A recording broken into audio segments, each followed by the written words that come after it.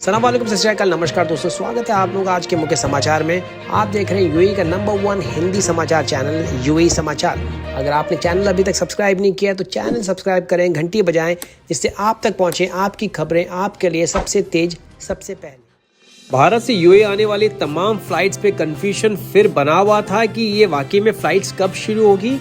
इसी के तहत UAE general civil aviation authority ने कंफर्म किया है गुरुवार यानी थर्सडे को कि भारत से आने वाली तमाम फ्लाइट बिल्कुल सस्पेंडेड हैं अंटिल फर्दर नोटिस, यानी कि अभी तक कोई डेडलाइन निर्धारित नहीं की गई है। हालांकि जिस तरीके से 6 जुलाई की डेट्स पहले तक जो बताई जा रही थी, हो सकता है कि ये या तो उसके पहले भी चालू हो सकता है या 6 जुलाई के आगे भी एक्सटेंड हो सकता है। वहीं इतिहाद एयरवेज ने कहा है कि ये जो पूरा का पूरा सिचुएशन है, ये जो स्थगन है, ये 6 जुलाई के आगे भी बढ़ सकता है। ये पूरा का पूरा निर्णय डिपेंड करता है कि भारत में इस कोविड-19 की सिचुएशन कैसी बनी रहती है। सबसे बड़ा चिंता का विषय है डेल्टा वेरिएंट। जिस तरीके से आज WHO ने भी कहा है कि डेल्टा वेरिएंट 85 कंट्रीज यानी देशों के अंदर इसके अलग अलग लक्षण मिले हैं। भारत में अभी तक कंफर्म्ड अराउंड 25 केसेस ही हैं, लेकिन डेल्टा वेरिएंट को तीसरी लहर के रूप में भी देखा जा रहा है और शायद यही रीजन है कि यूएई की एविएशन अथॉरिटीज पूरी सिचुएशन को बड़ी क्लोजली मॉनिटर कर रही है और शायद यही सोच के ये पूरे के पूरे स्थगन किए गए हैं। जैसा कि पहले दोस्तों, जैसा कुछ दिन पहले न्यूज में आया था कि जितने भी टूरिस्ट वीजा होल्डर्स हैं वो अबू धाबी में अब वैक्सीन लगवा पाएंगे। अब इसके ऊपर अबू धाबी मीडिया ऑफिस ने क्लैरिफिकेशन दिया है कि ये एक बेसिकली कंफ्यूजन था, ये खबर सही नहीं है।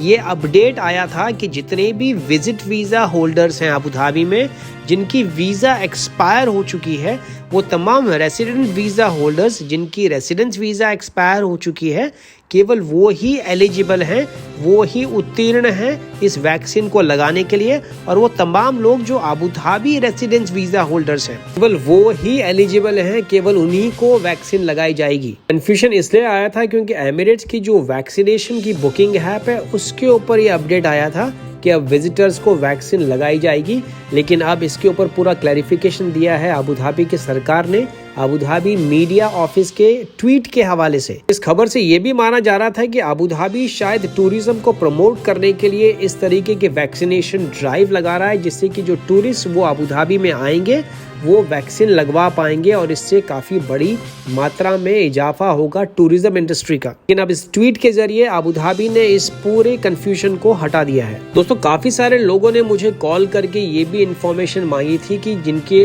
वैक्सीनेशन तो लग चुके हैं लेकिन उनका वैक्सीनेशन कार्ड, क्योंकि एक तरीके से वैक्सीनेशन सर्टिफिकेशन है कि उनको दोनों वैक्सीन लग चुके हैं, अगर वो किसी कारणवश आपके मोबाइल ऐप पे नहीं दिखा रहा है तो कॉल करें दुबई हेल्थ अथॉरिटी का टोल फ्री नंबर जो है 800-342 यानी 800-342-800-342। और यदि अगर आप अबू धाबी में हैं तो अबू धाबी की सेहा यानी कि अबू धाबी हेल्थ सर्विसेज के टोल फ्री नंबर 800-50 यानी 800-50 पे भी कॉल कर सकते हैं। अगर किसी कारणवश इन दोनों नंबर पे आपका संपर्क नहीं होता है तो मेरी राय है कि आप किसी भी हेल्थ वैक्सीनेशन सेंटर पे जाएं या फिर आप किसी भी हेल्थ क्लिनिक पे जाएं, वो कोई ना कोई तरीका या कोई ना कोई सजेशन आपको जरूर देंगे। यूएई के उपराष्ट्रपति और प्रधानमंत्री और साथ में यूएई के रूलर शेख मोहम्मद बिन राशिद अल मक्तूम ने आज 46वें अरब हेल्थ एग्जीबिशन का दौरा किया और उन्होंने साथ में कहा यूएई गवर्नमेंट की सबसे बड़ी प्राथमिकताओं में से एक है यूएई का हेल्थ सेक्टर। सरकार इसको नंबर 1 बनाने के लिए कोई भी कसर नहीं छोड़ना चाहती और यही रीजन है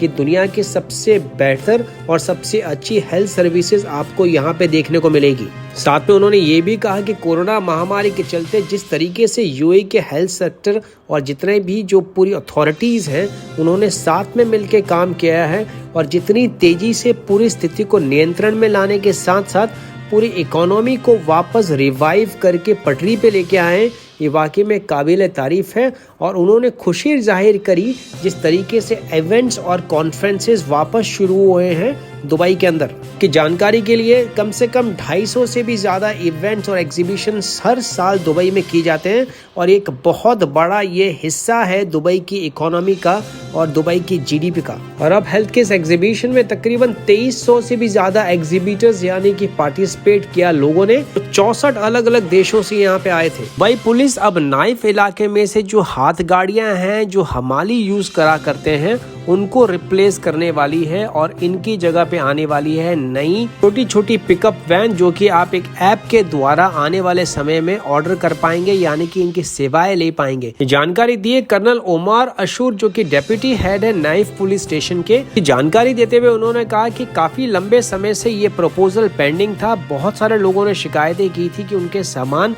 जो कि फुटपाथ पे पड़े रहते हैं वो काफी चोरियां हुई है, काफी सारे सामान गायब हो जाता है और ये ट्रैफिक के लिए भी एक बहुत बड़ा रीज़न था, बहुत बड़ा मसला था क्योंकि जिस तरीके से सारी हाथ गाड़ियाँ ट्रैफिक को ब्लॉक करती है उससे बहुत परेशानियां उठानी पड़ती है जितने भी चालक हैं उनको। इस सिलसिले में दुबई पुलिस ने एक बाइक यूनिट यानी कि मोटरसाइकिल की एक यूनिट का भी गठन किया था तकरीबन 5 साल पहले, जिससे कि इस तरीके के हादसे और इस तरीके की घटनाएं वापस न हो। इस साल की शुरुआत से लेकर अब तक तकरीबन 354 चोरी और एक्सीडेंट के मामले सामने आए हैं इस इलाके में कि पिछले साल की गुना में काफी कम है। पिछले साल तकरीबन 676 मामले सामने आए थे। उन्होंने ये भी कहा कि हालांकि जुर्म यानी crime Dubai, Abu Dhabi, Sharjah में दुनिया में सबसे कम है।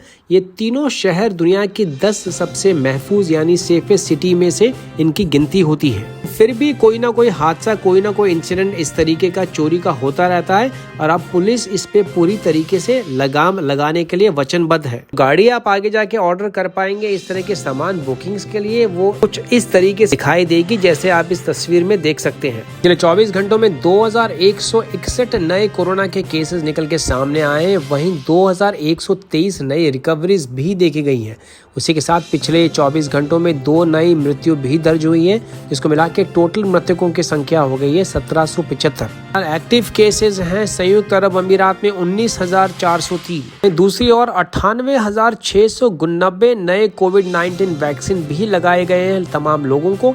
ये जानकारी दी है ministry of health and prevention ने। नए आंकड़ों के मुताबिक तकरीबन 14.8 मिलियन यानी 1,48 लाख लोगों को अभी तक वैक्सीन लगाए जा चुके हैं, जो तकरीबन 149 वैक्सीन हैं हर प्रति 100 व्यक्ति पे। एमिरेट्स के समाज सेवी संस्थान एमिरेट्स रेड क्रिसेंट सोसाइटी ने इराक के कुर्दिस्तान इलाके के शिविरों में कोविड-19 के खिलाफ शरणार्थियों को टीके की वैक्सीन के अपने कार्यक्रम का दूसरा चरण शुरू किया है। टीके के कार्यक्रम में तकरीबन 15,000 से भी ज्यादा सीरियाई और इराकी शरणार्थियों को टीका लगाया जाएगा और साथ ही कोविड-19 वैक्सीन की दूसरी डोज भी दी जाएगी। पूरा कैंपेन अल दफरा क्षेत्र में शासक के प्रतिनिधि यानी कि रूलर के प्रतिनिधि और ERC के अध्यक्ष हिजान शेख हमदान बिन जायद अल नाहयान की देखरेख में जनरल वुमेन यूनियन के अध्यक्ष और इस देश की मदर ऑफ द नेशन यानी कि संयुक्त अरब अमीरात की अल वतन हर हाइने शेखा फातिमा बिन्त मुबारक जो कि अबू धाबी के युवराज शेख मोहम्मद बिन जायद अल नाहयान की माता भी है, उनके निर्देश पे किया जा रहा है। पूरे टीकाकरण कार्यक्रम में अबू धाबी स्वास्थ्य विभाग यानी कि department of health Abu Dhabi Kurdistan क्षेत्र में वहां के हेल्थ मिनिस्ट्री के समन्वय यानी कि पूरे कोऑपरेशन से किया जा रहा है। दोस्तों कुर्दिस्तान उत्तरी इराक का वो हिस्सा है जो काफी लंबे समय से पूरे युद्ध से ग्रस्त रहा है। वहाँ स्वास्थ्य संबंधी काफी सारी मौलिक सुविधाएं हैं वो भी अवेलेबल नहीं है। तो ये थे अब तक के मुख्य समाचार। अभी तक सब्सक्राइब नहीं किया है तो सब्सक्राइब करें, नोटिफिकेशन ऑन करें, क्योंकि काफी बार लोग सब्सक्राइब तो कर देते हैं लेकिन नोटिफिकेशन ऑन ना होने की वजह से नोटिफिकेशन या खबरों का अपडेट सीधा उनके पास नहीं पहुंचता है। तो अभी तक फिलहाल इतना ही दोस्तों, मैं मिलूंगा कल नए ताजा समाचारों के साथ। तब तक रखें अपना ख्याल। सत श्री अकाल, मां सलामा, शबा खैर, नमस्कार।